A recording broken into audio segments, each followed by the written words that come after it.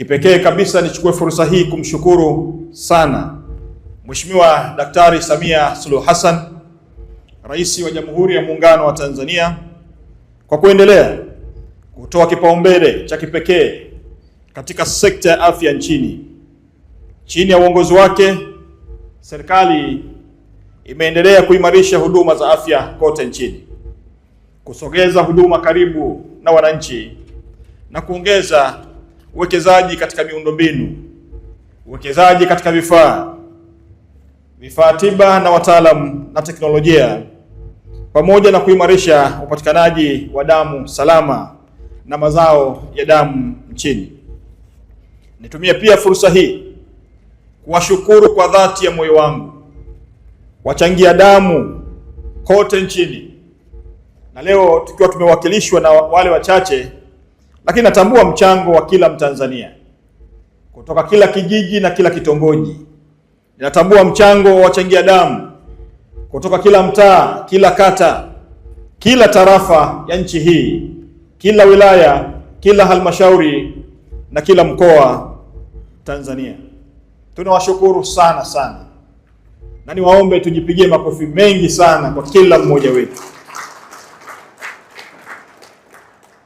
Lakini washukuru pia watumishi wa sekta ya afya ambao kwa namna moja nyingine mmekuwa mkishiriki kuleta ushawishi kwa Watanzania kujitokeza katika jukumu hili zito la ibada kubwa ya kuokoa maisha ya ndugu zetu.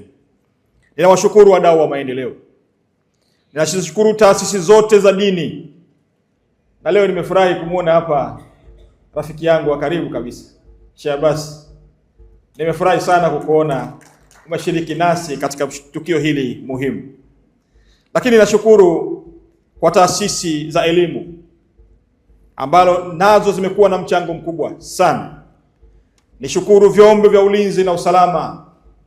Nishukuru mashirika ya kiraia, sekta binafsi na kila mwananchi alijitoa kufanikisha upatikanaji wa damu salama. Uwepo wenu leo ni ushahidi kwamba afya ya Mtanzania ni muhimu na ni jukumu la kila Mtanzania. Katika safari hii ya mabadiliko ya sekta ya afya, tunakumbuka hekima za baba wa taifa Mwalimu Julius Kambarage Nyerere. Aliwahi kusema, if real development is to take place, the people have to be involved. Kwa tafsiri huru, maendeleo ya kweli yanahitaji wananchi washiriki. Katika damu salama, wananchi ndio chanzo cha uhai. Bila wananchi hakuna akiba ya damu, na bila akiba ya damu huduma nyingi za kuokoa maisha husimama. Ndugu wananchi, kila mwaka tarehe 14 mwezi Juni, Tanzania inaungana na mataifa mengine duniani kuadhimisha siku hii muhimu ya wachangia damu duniani. Lengo la siku hii ni kuwatambua, lengo la siku hii ni kuwathamini, na lengo la siku hii ni kuwashukuru wachangia damu wote kwa hiari kwa kujitoa kwao katika kuokoa maisha ya watu wengi wasiofahamika kwa majina, lakini wanaoguswa moja kwa moja na tendo hili la upendo na wanaoguswa moja kwa moja na tendo hili la utu. Kauli mbiu ya wenzetu wa WHO mwaka 2026 inatukumbusha kwamba one drop of humanity, give blood, save lives. Kwa Kiswahili cha hotuba yetu, tone moja la ubinadamu, changia damu na okoa maisha. Kauli hii inatukumbusha kwamba katika kila tone kuna ujumbe mmoja. Bado kuna watu wanaojali. Damu ni uhai. Damu haiwezi kutengenezwa viwandani, na tumesikia hapa. Na pale wakati nateta na Dr. Mzee, nilimuuliza, hivi wanasayansi toka dunia hii imeumbwa bado hawajawa na uwezo wa kutengeneza damu kwenye viwanda? Akanambia bado. Kwa hiyo damu haipatikani kwingine isipokuwa kwa Watanzania milioni 60 kama ambavyo Mlisho Mpoto ametueleza hapa. Kwa hiyo damu haiwezi kuagizwa kama bidhaa ya kawaida, na damu haiwezi kusubiri mgonjwa apate nafuu kwanza. Damu inahitaji wakati wa dharura.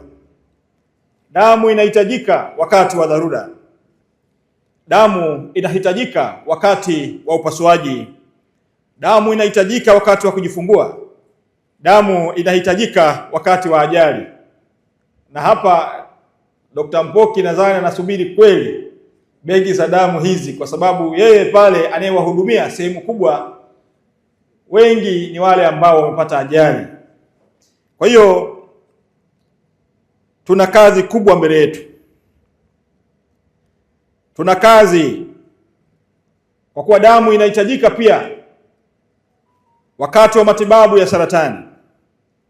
Damu inahitajika wakati wa matibabu ya selimundu na katika huduma za kibingwa na kibingwa bobezi.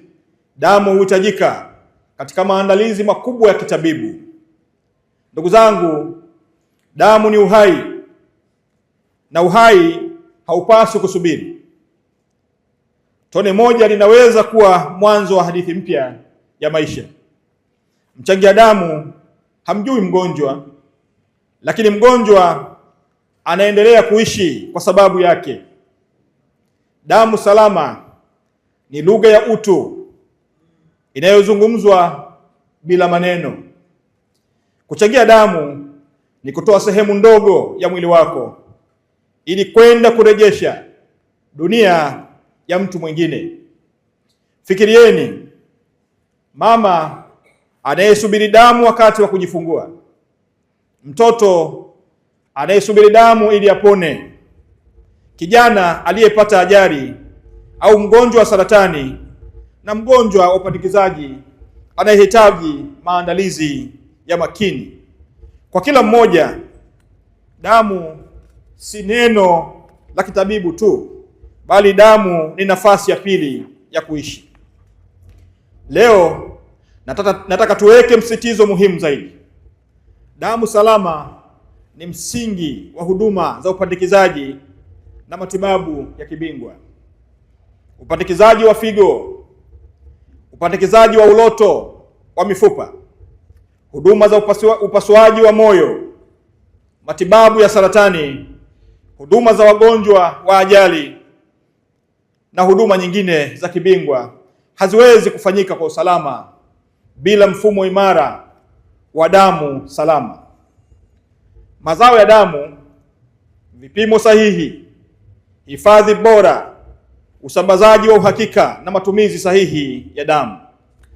Upandikizaji salama unahitaji damu salama, vipimo sahihi na mfumo unaoaminika. Kwa lugha rahisi, nchi inayotaka kupiga hatua katika upandikizaji na huduma za juu za kibingwa ni lazima ijenge kwanza mfumo wa damu salama unaoaminika.